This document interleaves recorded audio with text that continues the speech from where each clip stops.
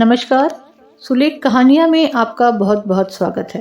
आइए आज सुनते हैं सुभद्रा कुमारी चौहान जी की लिखी हुई कहानी जंबक की डिबिया। इस जंबक की डिबिया से मैंने एक आदमी का खून जो कर डाला है, इसलिए मैं इससे डरता हूँ।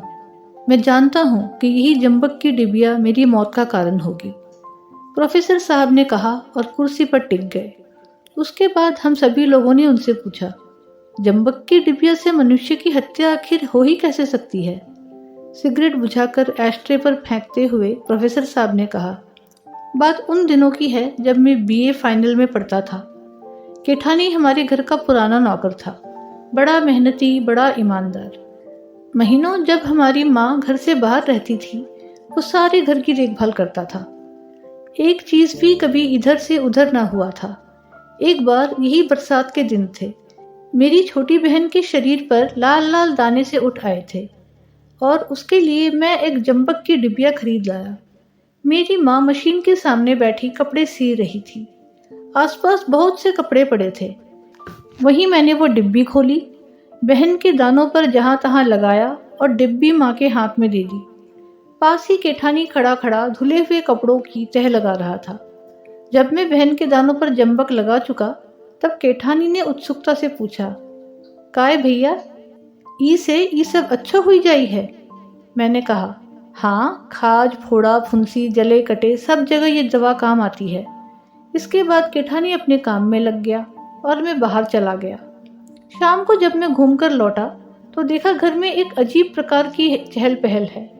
माँ कह रही थी, बिना देखे कैसे किसी को कुछ कहा जा सकता है? कहाँ गई, कौन जाने? बड़ी बहन कह रही थी, उसे छोड़कर और ले ही कौन सकता है? कल उसकी भौजाई आई थी ना, उसके लड़के के सिर पर भी बहुत सारी फुंसियां थी। पिताजी कह रहे थे, कहीं महाराजिन ना ले गई हो। अखिल उससे कह रहा था, ये गोरे होने की दवा है, लड़के भी तो तुम्हारे सीधे नहीं हैं। पास ही बैठा अखिल पढ़ रहा था। पिताजी की बात में दिलचस्पी लेते हुए वो बोला, बापू, महाराजिन तो हमेशा गोरे होने की ही फिक्र में रहती है। फिर मुझसे पूछा कि ये क्या है, सो मैंने भी कह दिया कि गोरे होने की दवा है। केठानी अपनी कोठरी में रोटी बना रहा था। उसे बुलाकर पूछा गया तो उसने कहा, जब भैया लगाई हती आपने तो तबे देखी रही, फिर हम नहीं देखन सरकार। मुझे क्रोध आ गया।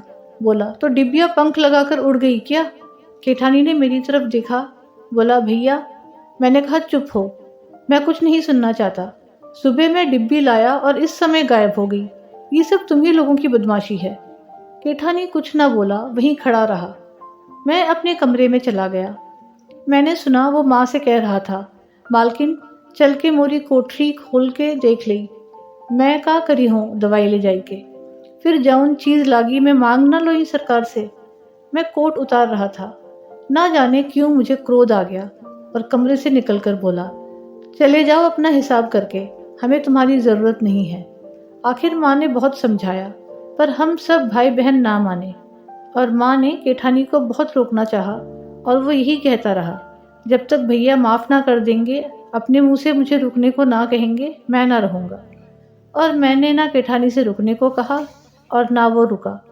हमारे घर की नौकरी छोड़कर वो चला गया, पर घर के सब लोगों को वो प्यार करता था। वो गया जरूर था, तन से गया, मन से नहीं। माँ को भी उसका अभाव बहुत खटका और मुझे तो सबसे ज्यादा उसका अभाव खटका। वो मेरे कमरे को साफ रखता था, सजाकर रखता था, फूलों का गुलदस्ता नियम से बनाकर रखता था, मेरी जरूरतें बिना बताए समझ जाता और पूरी करता था। पर जिद्दी स्वभाव के कारण चाहते हुए भी मैं माँ से ये ना कह सका कि केठानी को बुला लो, जो कि मैं हृदय से चाहता था। एक दिन माँ ने कहा, केठानी राय साहब के बंगले पर गारा मिट्टी का काम करता है। मैंने सुना, मेरे दिल पर ठेस लगी।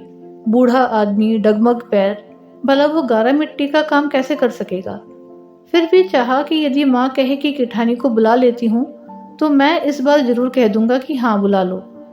पर इस बार माँ ने केवल उसके गारा मिट्टी ढोने की खबर भर दी और उसे फिर से नौकर रखने का प्रस्ताव ना रखा। एक दिन मैं कॉलेज जा रहा था, देखा केठानी सर पर गारे का तसला रखे 40 परसे कारीगरों को दे रहा है। 40 फुट ऊपर चढ़ा बूढ़ा केठानी खड़ा होकर काम कर रहा था। मेरी अंतरात्मा ने मुझे काटा। ये सब मेरे कारण है और मैंने निश्चय कर लिया कि शाम को लौटकर माँ से कहूँगा कि अब केठानी को बुला लो। वो बहुत बूढ़ा और कमज़ोर हो गया है, इतनी कड़ी सज़ा उसे ना मिलनी चाहिए। दिन भर मुझे उसका ख्याल बना रहा। शाम ज़रा जल्दी लौटा। रास्ते पर ही राय साहब का घर था। मजदूरों में विशेष प्रकार की हलचल थी। सुना कि एक मजदूर चाली पर से गिरकर मर गया। पास जाकर देखा वो केठानी था। मेरा हृदय एक आदमी की हत्या के बोझ से बोझिल हो उठा। घर आकर माँ से सब कुछ कहा।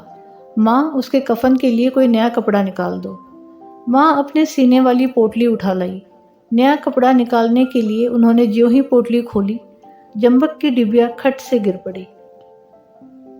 उम्मीद है आपको ये कहानी पसंद आई हो तो वीडियो को लाइक और शेयर अवश्य करें, और ऐसी ही कहानियाँ सुनना चाहते हैं तो चैनल को सब्सक्राइब करना ना भूलें। धन्यवाद।